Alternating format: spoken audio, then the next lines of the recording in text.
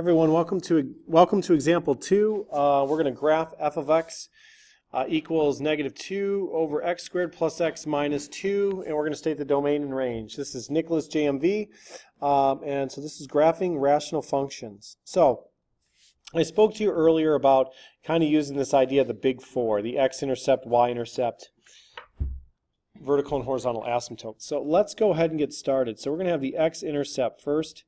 You can go in any order you want, but I try to be consistent. The x-intercept means y is equal to 0, right? The only way to do that in a fraction is to set the numerator equal to 0. Well, when you set negative 2 equal to 0, that's not true. That negative 2 cannot equal 0. So there is none. There is no x-intercept. So be prepared for that. Next thing we're going to find is the y-intercept. Now the y-intercept is nice. It's when x equals 0. So you set all your x values equal to 0. Essentially, you're going to ignore this term because those are the x terms. And you're going to have negative 2 over negative 2, which is just 1.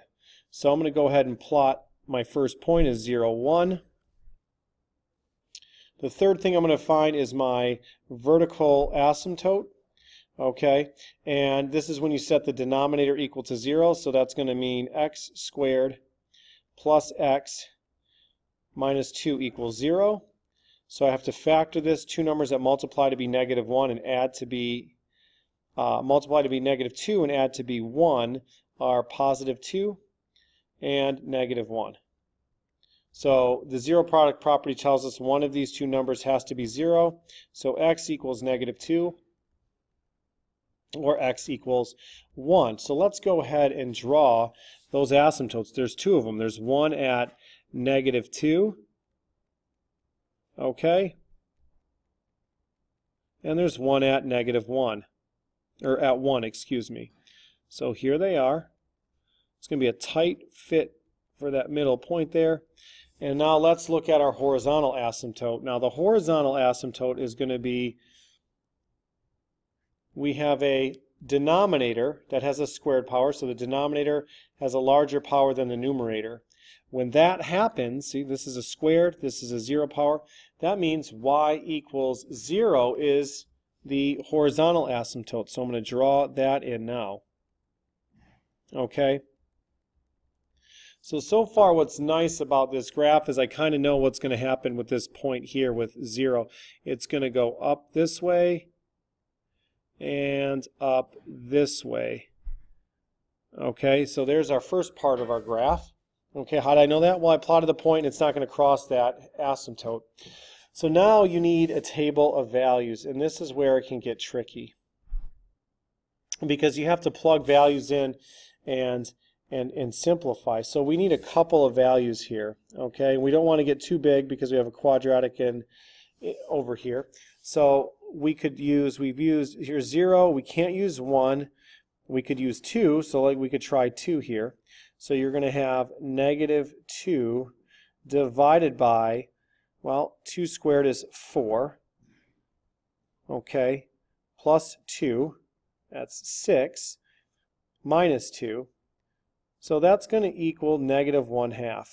So if I go over to 2, and I go down negative 1/2, which is right here, about what I can do. So I could theoretically go ahead and draw this line down and follow this asymptote here if I wanted to. Okay, so there's my first part of my graph. I need one more point, so let's just do negative 3, really close to the asymptote. So I have negative 2 over negative 3 squared is 9, minus 3 minus 2.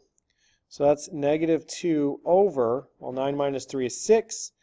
6 minus 2 is 4. Again, that's negative 1/2. Okay, so negative 1/2 here at negative 3, right about there. So I'll follow down this way and follow my asymptote this way. Whoops. Let's try to make that a little bit better. And there we go. So that's example number 2. The domain, this one's tough, is going to be So if you're going to write your domain here, I'm running out of space. The domain is all real numbers except -2 and 1. So we're going to have three pieces. We got to go from -infinity to -2. So -infinity to -2, union with this middle stuff, which is from -2 to 1, plus the stuff after, which is 1 to infinity. So that's a big domain there. So then the range is all real numbers except 0, right? So you're going to have -infinity to 0 in union with 0 to infinity. Okay, so that's example number 2. I'm going to go ahead and pause there. 5:42, enough for one example. If you have any questions or comments, let me know, and check out video 3 and 4 for the last two examples.